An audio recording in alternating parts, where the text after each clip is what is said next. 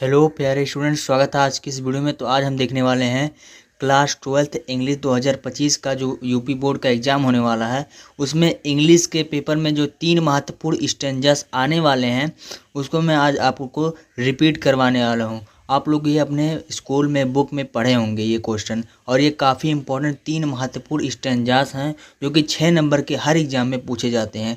तो इस स्टेंजर का आज हम आपको रिवीजन करने वाले हैं कि रिवीजन आपको करेंगे तो आपको पूरा तरीके से आपको मेमोरी लॉन्ग टर्म मेमोरी में स्टोर हो जाएगा। तो चलिए शुरू से लेकर लास्ट तक वीडियो के बने रहें।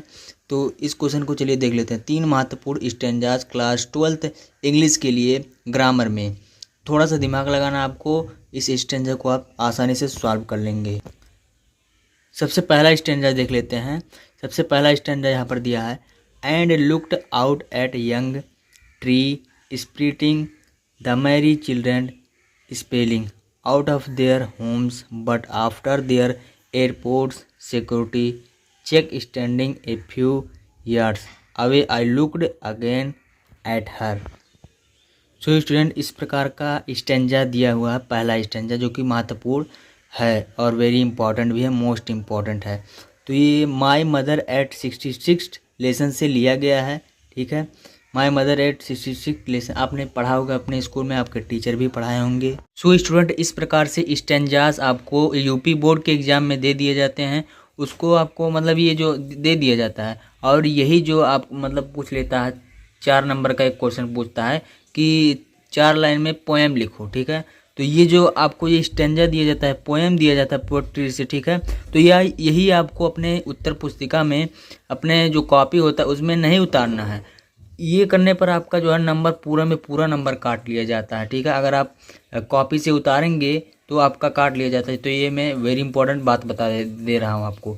चलिए, ये स्टेंजा पहला है, हमने आपको बताया इसको पढ़ के आसानी। तो इसको आपको हिंदी में समझना है ताकि आपको समझ में आ जाए। इसको पढ़ना 1-2 बार इस चैप्टर को, और हिंदी में इसको ट्रांसलेट करना है, तब आपको एक बार में ही ये 6 नंबर कलेक्ट हो जाएंगे। तो चलिए इसमें पहला क्वेश्चन देख लेते हैं। पहला क्वेश्चन यहाँ दिया है, What did the poem see outside the vehicle? तो इसका हम आंसर लिख देंगे, the poem poet so young tree sprinting the merry children outside the vehicle. Student, दूसरा क्वेश्चन सेकंड नंबर क्वेश्चन दिया गया है, what happened at the airport. तो इसका आंसर लिख देंगे हम direct, at the airport security check was done. इस प्रकार से सिंपल से एक लाइन में इनपुट कर देंगे, आपको 2 नंबर दे दिया जाएगा। Next question, what did the poet do at the airport. इसका आंसर लिखेंगे इस प्रकार से, eight the airport the poet again looked at the mother standing a few yards away. इस प्रकार से इसका आंसर हम लिख देंगे। तो इस प्रकार से देख सकते हैं, आप नोट कर लीजिएगा अपने कॉपी में ताकि आपको इसका हिंदी इंग्लिश समझ में आ चुके। ठीक है, चलिए दूसरा स्टेंजा देख लेते हैं। स्टूडेंट, सेकंड नंबर के यहाँ पर स्टेंजा दिया गया है, वेरी इंपॉर्टेंट, मोस्ट इम्पॉर्टेंट है। ठीक है, तो यहाँ पर पूछा गया है, now we will count to 12 and we will all keep still for once one the face of the earth. तो ये स्टेंजा दिया गया है, let's not speak in any language. यानी अब ये साफ साफ में पूरा उत्तर बताया गया है कि इसमें चुप होने के लिए कवि ने बताया है स्टूडेंट्स को। तो यहाँ पर सेकंड नंबर दिया गया है, यहाँ पर let's stop for me second on me and not move our arm so much. Then इसका आंसर यहाँ पर मतलब क्वेश्चन दिया है, इसी स्टेंजा से क्वेश्चन बनाया है, 3-4 क्वेश्चन बनाते हैं तो उसी को आपको 6 नंबर मिलते हैं बोर्ड एग्जाम में। तो यहाँ पर पहला क्वेश्चन दिया गया है, name the poem and the poet of these lines. इसका आंसर आप लिख देंगे direct, the name of the poem is keeping quit. Keeping quit मतलब क्या होता है, चुप रहो। ठीक है, कुछ मत बोलो। And the name of poet is, पहले क्वेश्चन में पूछा गया है, name of the poem and the poet of these lines. मतलब ये जो स्टेंजा दिया गया है, इस स्टेंजा का नाम क्या है, इसके लेसन का नाम क्या है, इसके जो है पोएट कौन है, इसके अथर कौन है, इसके कवि कौन है, इसके बारे में पूछा गया, यानी संदर्भ हिंदी भाषा में कहे तो इसका संदर्भ पूछा गया है। इस प्रकार से लिख देंगे the name of the poem is keeping quit and the name of poet is. इसके जो है लेखक कौन है, कवि कौन है, तो पाल्बो नेरुदा।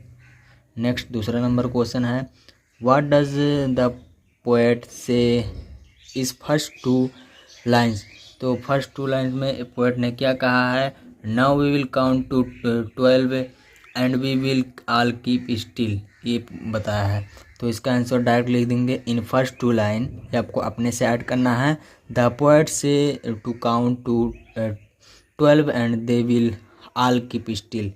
तीसरा नंबर दिया है what does the poet want for 1 second. 1 second में बच्चों को चुप होने के लिए कवि ने कहा। तो फॉर इस प्रकार से लिखेंगे इसका answer for 1 second the poet want not to move their arm so much. 1 second के लिए हिलो मत, मतलब मूव मत हो। तो इस प्रकार से तीसरा यहाँ पर मोस्ट इम्पॉर्टेंट दिया गया है, ठीक है। तीसरा स्टेंजा इसको समझ लेते हैं। दिया है a thing of beauty is a joy forever its loveliness increases it will never pass into nothing but we will keep a bower quiet for as a sleep full of sweets dream and health and quiet breaking. Most important ये question दिया गया है। चलिए इसमें किस प्रकार से question बनाता है देख लेते हैं। तो पहला क्वेश्चन बनाया है what is very Joy for ever. इसको आप लिखेंगे ए thing of beauty is a joy for ever. Direct एक लाइन में आंसर लिखेंगे। यहाँ पर सेकंड नंबर क्या दिया है, क्वेश्चन दिया गया है name the poem and poet of these line. इसका आंसर आप लिखेंगे the name of the poem is a thing of beauty. The name of poet मतलब इसके कवि कौन है, तो जॉन कीट्स हैं। तीसरा लास्ट क्वेश्चन दिया गया है what will happen with A thing of beauty.